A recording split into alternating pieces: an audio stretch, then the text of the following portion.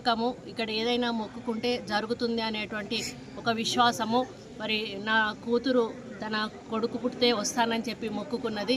మరి ఆ తర్వాత రావడం ఇప్పుడు జరిగింది. బాబుని తీసుకొని వచ్చి దర్శనం చేసుకోవడం జరిగింది. చాలా ప్రశాంత వాతావరణంలో స్వామి దర్శనం జరిగింది.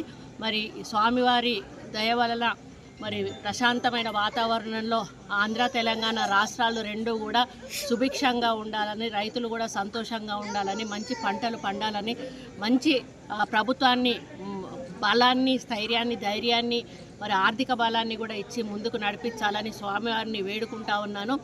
మా దురదృష్టం ఏంటంటే అంతకుముందు మా తెలంగాణలో అంతా కలిసినప్పుడు మాకుండేది గుడి. మేము శ్రీశైలం గుడిని విడిపోవడం వలన కోల్పోయినా కూడా మాకు ఈ భక్తి అయితే మాకు ఎప్పుడు కూడా ఉంటుంది.